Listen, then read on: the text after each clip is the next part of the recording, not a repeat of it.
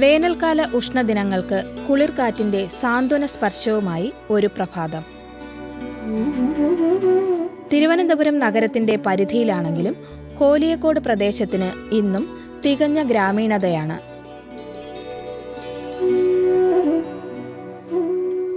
പ്രഭാത സൂര്യൻ ഉദിച്ചുയരും മുമ്പ് തന്നെ ഇവിടുത്തെ നാട്ടുവഴികളെല്ലാം ആളനക്കം കൊണ്ട് സജീവമായിരിക്കുന്നു. കോലിയക്കോട് പാടശേഖരം ലക്ഷ്യമാക്കി ഒറ്റയ്ക്കും കൂട്ടായും നടന്നെത്തിയവർ പാടത്തിൻ നടുവിൽ വിളഞ്ഞു നിൽക്കുന്ന കതിർനിരകൾക്ക് ചുറ്റും ഒത്തുകൂടി. ഒരു കൊയ്ത്തുപാട്ടിന്റെ ഈരടികൾ അന്തരീക്ഷമാകെ അലയടിക്കുന്ന അനുഭവം. ഈ പാടത്ത് ഇന്ന് വിളവെടുപ്പാണ്. ഇവിടെ കൊയ്യാൻ തയ്യാറായി നിൽക്കുന്നത് പാരമ്പര്യ കർഷകരല്ല, ഒരു സംഘം വിദ്യാർത്ഥികളാണ്. തരിശായി കിടന്ന ഈ കണ്ടത്തിൽ നിലമൊരുക്കിയതും വിത്തു വിതച്ചതും ഞാറുനട്ടതും കളപറിച്ചതുമെല്ലാം ഇവരുടെ അധ്വാനം.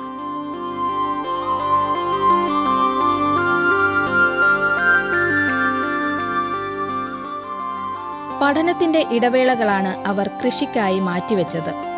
അവരുടെ നെറ്റിയിലെ വിയർപ്പിന്റെ ഫലമാണ് ഈ പൊൻകതിർമണികൾ.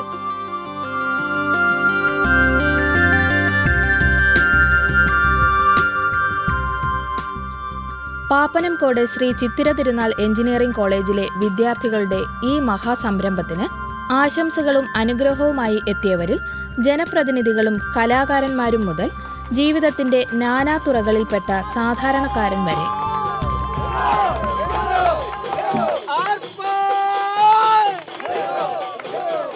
കൊയ്ത്തുപാട്ടിന്റെ ഈണത്തിൽ കൊയ്തു മുന്നേറുന്ന വിദ്യാർത്ഥികൾ നാട്ടുകാർക്കൊരു കൗതുക കാഴ്ചയായി മാറി. വായ്ത്താരികളും കുരവയുമായി അവരും കുട്ടികളെ സഹായിക്കാൻ അവരോടൊപ്പം ഒത്തുചേർന്നു.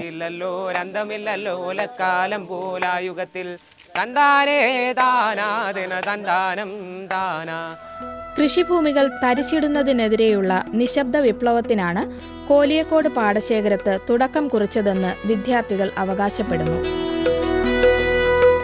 മണ്ണിലും പാടത്തും പണിയെടുത്ത് സമൂഹത്തിനാകെ അന്നം വിളയിക്കുന്ന കർഷകന്റെ മാഹാത്മ്യം അനുഭവത്തിലൂടെ തിരിച്ചറിയുകയാണ് വിദ്യാർത്ഥി സമൂഹം. തരിശാകുന്ന കൃഷിഭൂമിയും നികത്തപ്പെടുന്ന വയലേലകളും ഭാവിയിലെ ഭക്ഷ്യദാരിദ്ര്യത്തിലേക്കുള്ള മുന്നറിയിപ്പാണ്.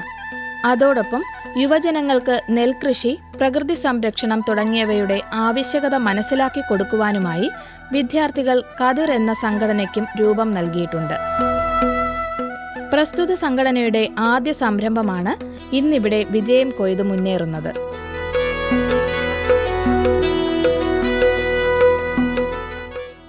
നിറഞ്ഞ ഹൃദയവും നിറവിന്റെ പുഞ്ചിരിയുമായി അവർ സമൂഹത്തിനു മുൻപിൽ ഉയർത്തുന്നൊരു ചോദ്യമുണ്ട്: അന്നം മുടക്കുന്ന വികസനം വികസനമാണോ? നമ്മുടെയെല്ലാം നിസ്സംഗത കൊണ്ട് മാത്രം അന്യം നിന്നുപോയ നമ്മുടെ കാർഷിക സംസ്കാരം തിരിച്ചു കൊണ്ടുവരാൻ ഇനിയെങ്കിലും ഒത്തൊരുമിച്ച് ചിന്തിച്ചുകൂടെ? ഒത്തൊരുമിച്ചൊന്ന് പ്രവർത്തിച്ചുകൂടെ? അത്തരമൊരു ചിന്തയുടെയും കർമ്മത്തിന്റെയും പാഠമാണ് ഈ കുട്ടികൾ നമ്മെ പഠിപ്പിച്ചിരിക്കുന്നത്.